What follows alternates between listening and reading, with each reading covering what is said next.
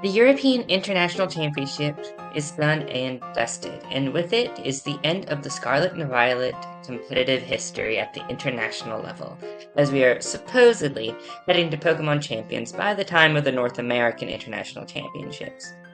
This lead up to this event has been filled with talk about how dominant Raging Bolt would be, and how the format is exhausted and solved. Was that the case? Or was there a little bit more complicated than that?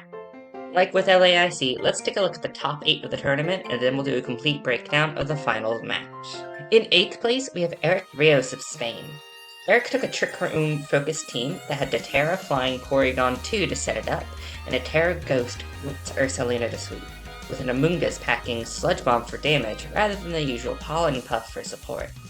Eric had an Assault Vest Incineroar with its standard moveset, but could also step on the gas outside of Trick Room with a Booster Energy Flutter Mane packing Shadow Ball, Moonblast, and also Substitute for Longevity and Terra Water, which I assume is an anti-Urshifu tech.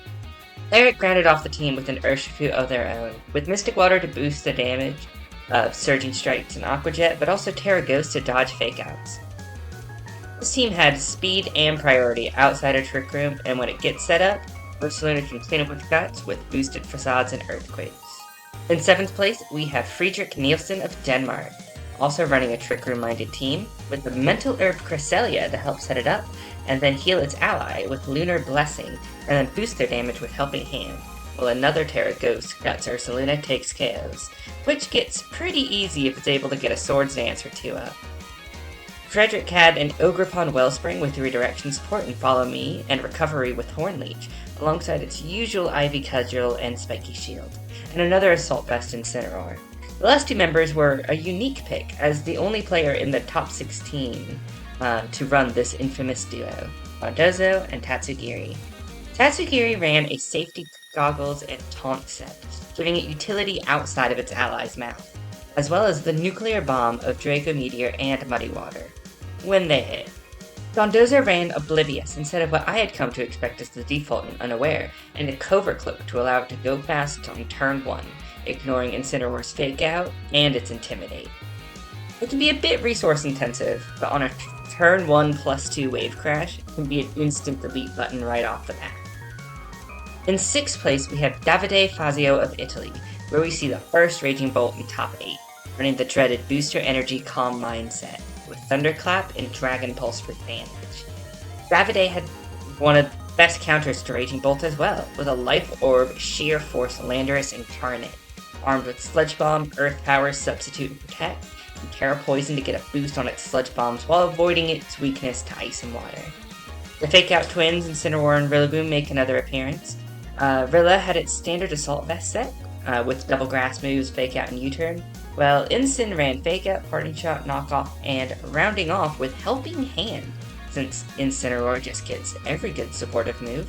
It also had a Shuka Berry to help improve its matchup against presumably Landorus and Ursaluna. Rounding off the team with some solid physical attackers, we have a Focus Sash Urshifu Rapid Strike with Terra Stellar, giving it a one-time boost to close combat and then either Certain Strikes or Aqua Jet, and a Sword Stance Hearthflame Ogerpon with Ivy Cudgel and Grassy Glide for damage, which, when alongside Rillaboom, they can threaten double Grassy Glides. The several forms of priority damage Davide had lined up was certainly a force to be reckoned with.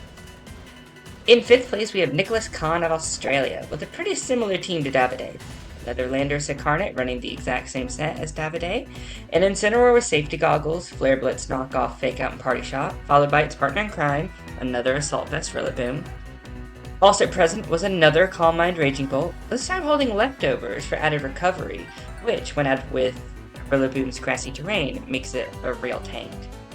And the last similarity with Davide's team that Nicholas had was another Urshifu Rapid Strike. This one, however, had the defensive option of Terra Steel, while holding the more offensive item Mystic Water. But otherwise, the moveset is the same. The big departure of Nicholas's team is with its last member, a Focus Sash Terra Ghost, Xian Pao, with Icicle Crash and Sucker Punch for damage, Protect to stay alive, and a more recent tech move that had been popping up, Icy Wind. With its 135 base speed, it can outspeed nearly every Pokemon in the format. Only 5 Pokemon are faster, and it speed ties with Flutter Mane as long as it doesn't get the photosynthesis boost to speed. And it can get off an Icy Wind to drop opponent's speed before they get a chance to move. It can be weird seeing a special attack on such a obviously physically minded Pokemon, but in this scenario, it simply just works. Alright, that was the top 8, now we're moving into top 4. Each player who makes it this far in the tournament earns themselves an automatic invite to the World Championships, regardless of points or regional restrictions. In 4th place, we have Roberto Parente of Italy, running a team I am very familiar with, Iron Crown Psyspam. Roberto's crown is pretty standard, with booster energy to boost its damage output, Terra Blast, Terra Water to delete Incineroars, Tachyon Cutters to eliminate Fluttermanes, and, well, mainly Fluttermanes, and can OHKO Chien-Paos through Focus Sash, and Expanding Force, which jumps from 80 base power to 156 base power spread move in Psychic terrain.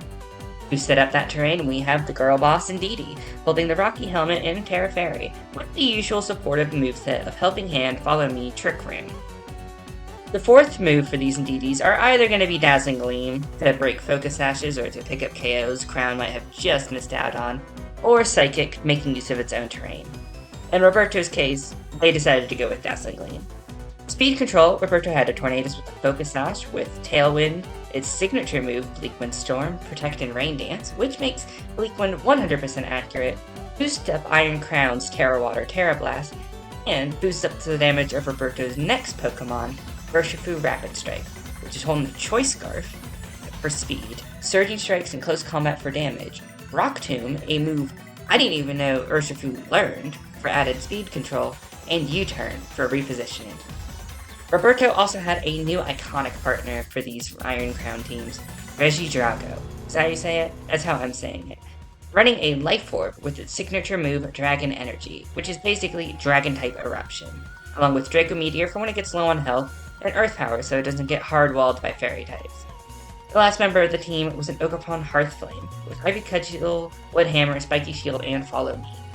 I love these types of teams, and while I am not a Regidrago believer, it's always a pleasure to see Psyspam do well.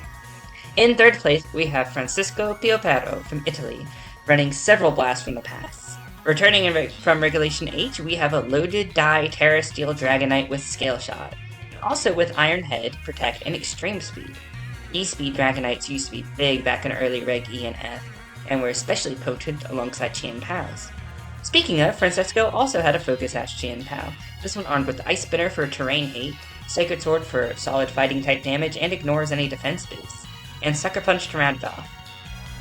Francisco had another Terra Steel Rapid Strike Urshifu on his team, but this time with Safety Goggles, alongside its usual moveset of Aqua Jet, Surging Strikes, Close Combat, and Detect. For their 4th Pokemon, Francisco ran yet another physical attacker, Ting Lu, armed with a clear amulet to prevent any of its stats from being dropped, while also running Earthquake, Throat Chop, and Terra Poison Terra Blast for damage. With all these physical attackers, Francisco decided to run a Booster Energy Gouging Fire with Howl, giving its partner an attack boost. If you thought Urshifu was oppressive before, wait until it starts swinging at you with +2 to its attack. It also had Breaking Swipe to lower the opponent's physical damage output, and Heat Crash to deal some damage of its own. The last Pokemon on this team, and also the only special attacker, is the 3-times world champion, Thundurus. Fun fact, this is Thundurus' best performance of the Scarlet and Violet era, and the highest it has placed since it won the 2022 World Championships. It was armed with a Covert Cloak and its iconic Thunder Wave, along with Eerie Impulse to make any special attackers hit like a wet noodle, Taunt for added disruption, and its signature move, Wild Bolt Storm. This whole team felt like a walk down VGC memory lane, or at least Scarlet and Violet's VGC's memory lane. And that brings us to our 2 finalists, an All-American brawl between Paul Chua and Zachary Weed. Let's start with Paul's team. Paul was running another Raging Bolt balance team, with Calm Mind and Leftovers to build up in an unstoppable monster.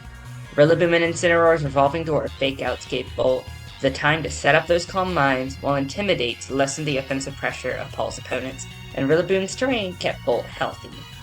Incineroar notably had Taunt for more disruption and a Citrus Berry for some health recovery. Paul also had a Booster Energy Fluttermane with Thunder Wave and Icy Wind for speed control and Moonblast for damage.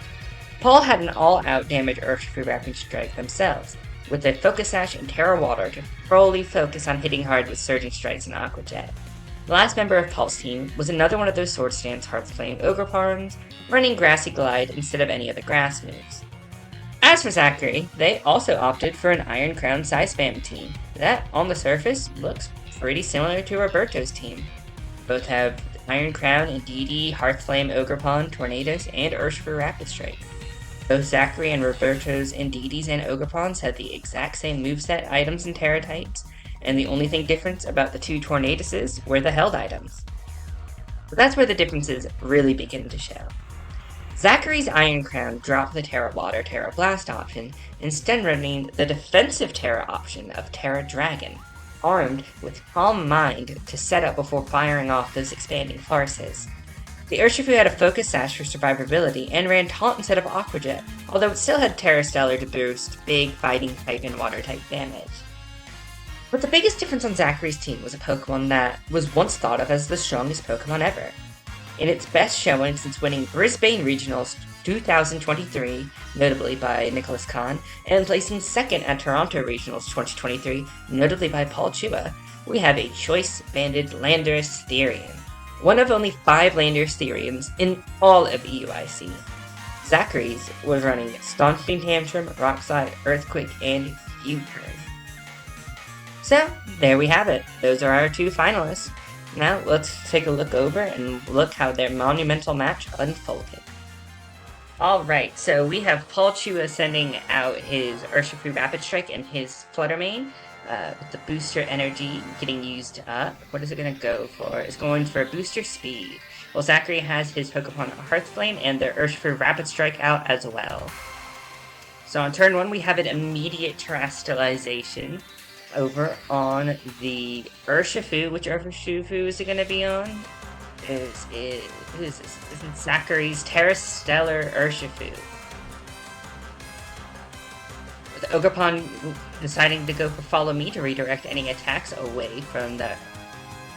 Redirecting the Moonblast is pretty big. It helps keep the Urshifu alive and protects the Focus Sash. And we get the Terra Stellar Surging Strikes. It should be enough to take out the Flutter Mane in one hit. Yeah, there you go. Zachary with First Blood, taking out the Flutter Mane in one hit.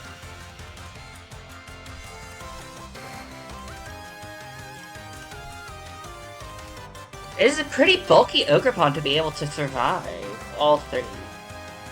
Because usually, if you don't put any investments in, I'm pretty sure Surging Strikes would tend to kill a Hearthflame Ogerpon off the bat.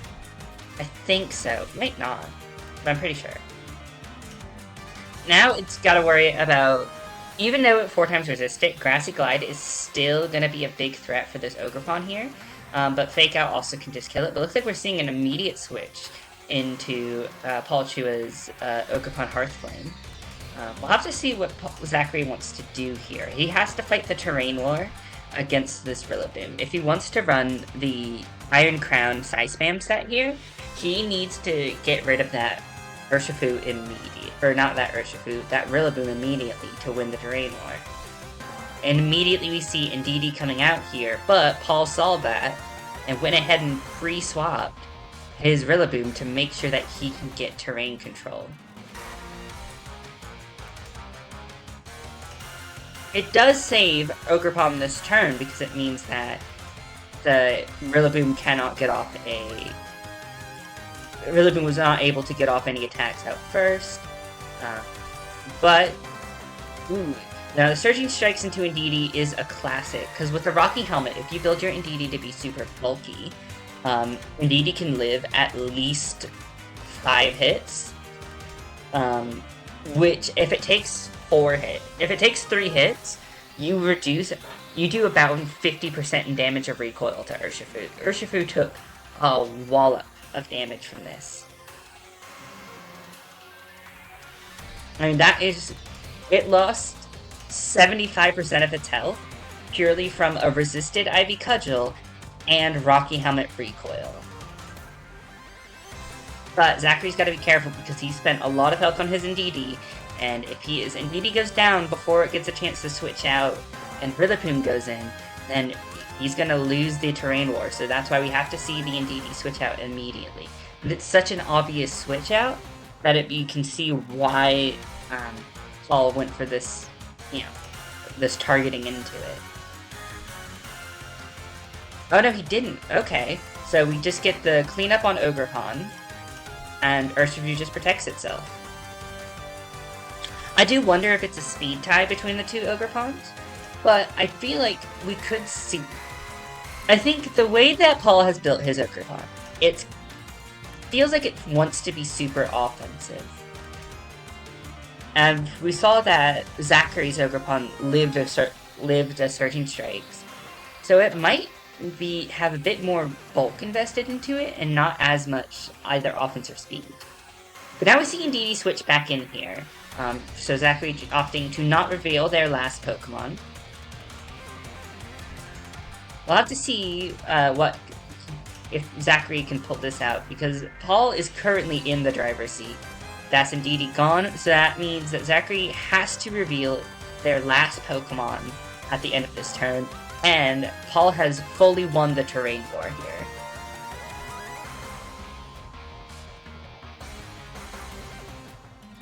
Now, I don't think you needed the Terra Stellar boost to KO Ogerpon here, unless they made it a bulky Ogerpon.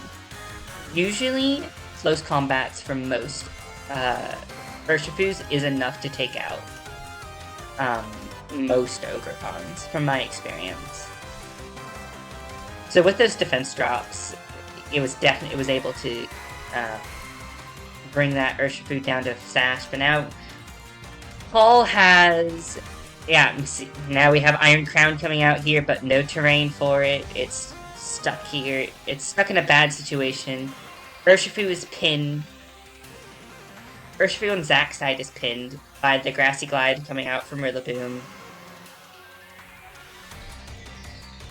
Surging Strikes can still do a good amount to Iron Crown here. And with Zachary having used up his Focus Sash... So, what has happened here is that Zachary wasn't able to pop. Because Zachary went for Taunt on their Urshifu instead of Aqua Jet, they were able to get just one last attack off. It would have been a resisted hit regardless, but it is what it is. So now we see Iron Crown having to get through a full health Rillaboom and get through this Urshifu here. Now, a Terra Water Urshifu. Iron Crown is exactly 1 point faster than Urshifu. So if this is a max speed Iron Crown, it should outspeed the Urshifu here. It's not a max speed Iron Crown.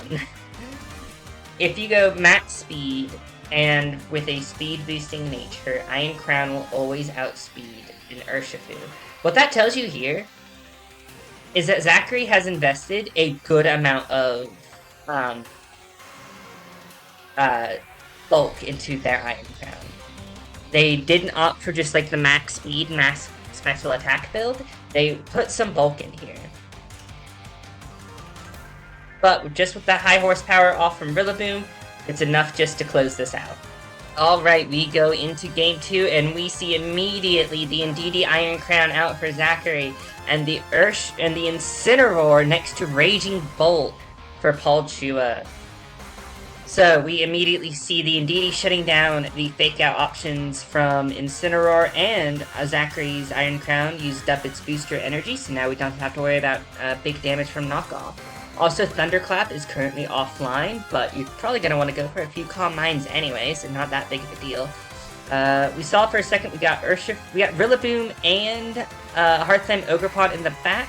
Immediately see Indeedee switching out, probably to try and maintain its terrain control. And we see Landorus Therian come out.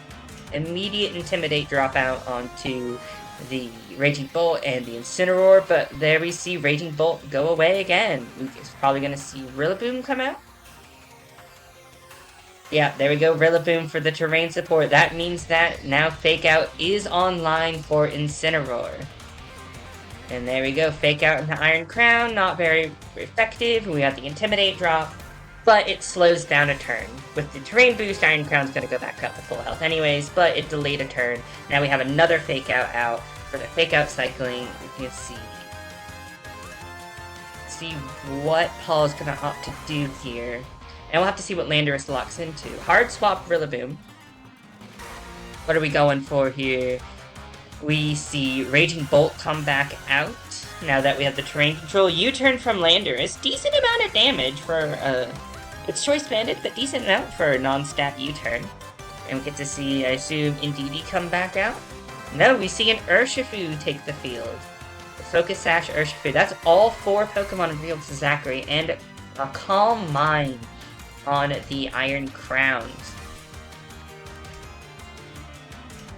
which helps mitigate the parting shot coming out from Incineroar here. That's actually really handy. But it maintains that special defense boost regardless.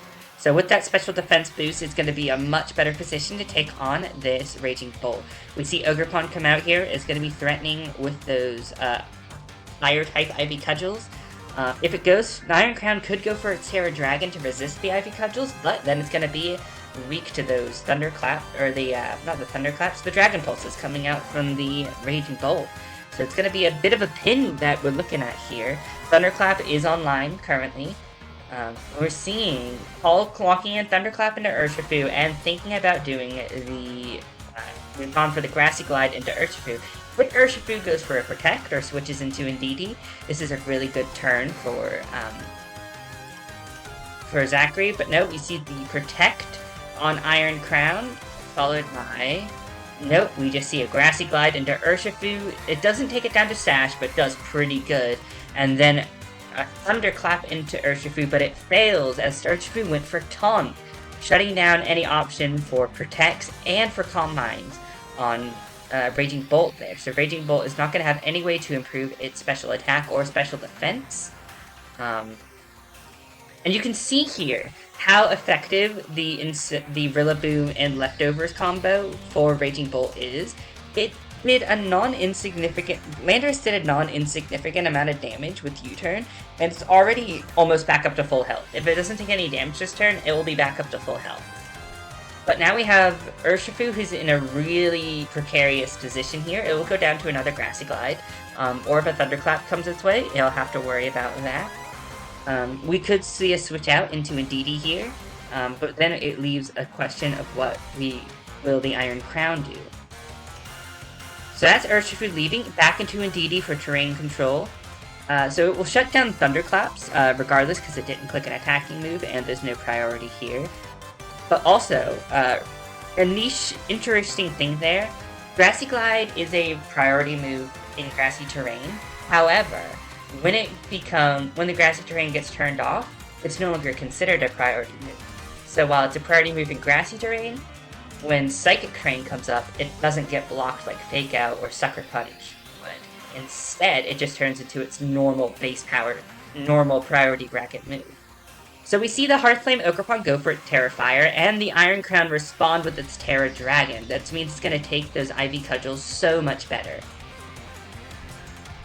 Which was a great call because it was able to absorb it. It still did 50%. That's a +1 attack on that Hearthflame Ogerpon, and it lives! And there's the double up that pin I was talking about earlier. If you go for you either get the KO with the Ivy Cudgel, or you get the KO with the Dragon Pulse. It's a rough position to be in, but Zachary got pinned a little bit there.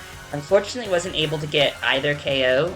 If he didn't lose out on that Calm Mind boost to his special attack that the Incineroar removed with the Parting Shot, that would be Ogerpon gone. You might even see Raging Bolt gone, but I think Raging Bolt might have just had a little bit too much health. Now we see Landorus come back out here. Both of these Pokemon are in kind of a precarious position from Landorus. Ogerpon should be able to outspeed it, and that will do a lot of damage with Ivy Cudgel. However, with the redirection support from Indeedee here, we might be able to see a Rock Slide get used here. Might be able to take out both of them. could possibly flinch the Raging Bolt as well, but we see Indeedee switch out back into Urshifu. We'll see if that is able to live the turn. Raging Bolt goes away, probably going to be Rillaboom to get terrain support again.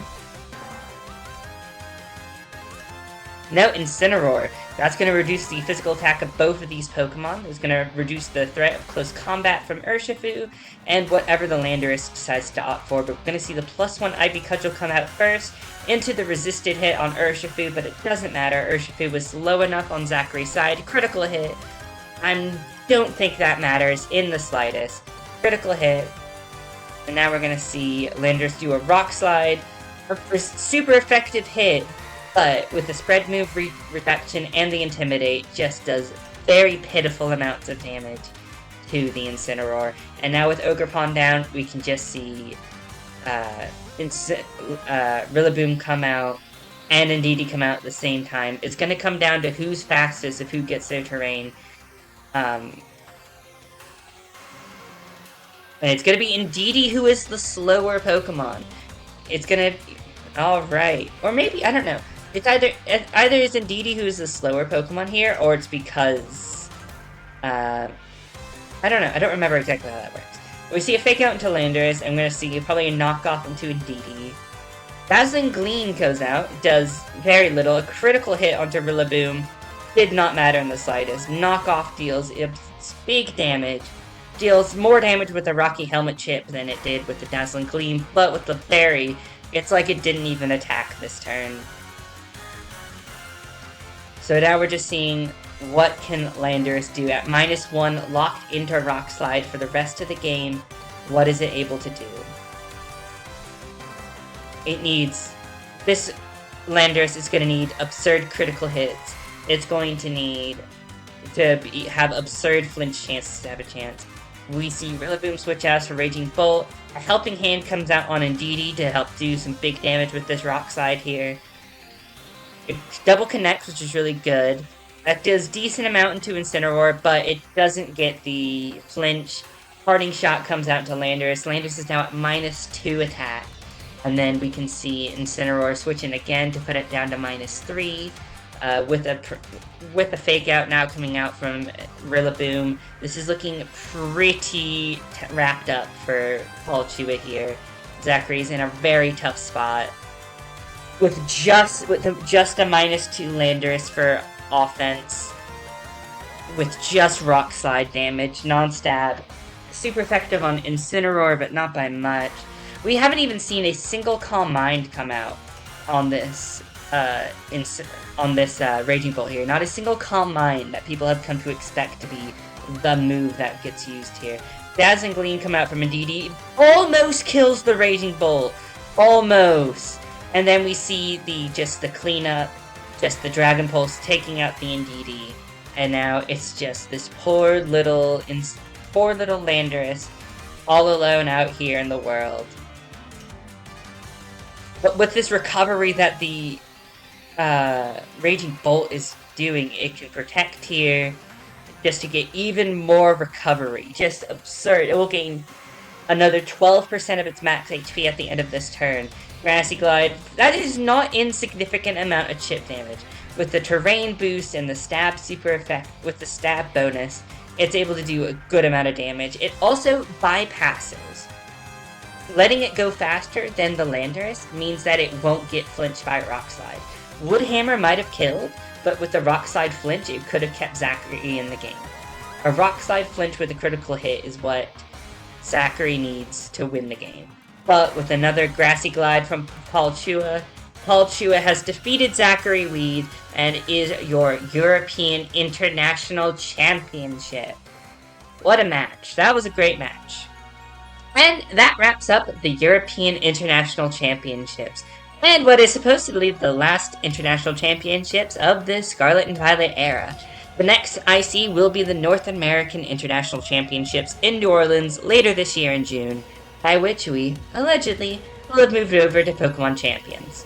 But with still no release date at the time of recording, and all that remains to be seen. Who knows, maybe we'll have one last IC in Scarlet and Violet, hopefully in a new format by then, jeez. Or maybe the Pokemon Company will have already Shadow Drop champions by the time this video goes out. Oh well. I hope you've enjoyed this video. If you've liked this, keep an eye out for some new videos coming out very soon. I have some fun ideas that I hope people have liked. And if you don't, well, thanks for watching.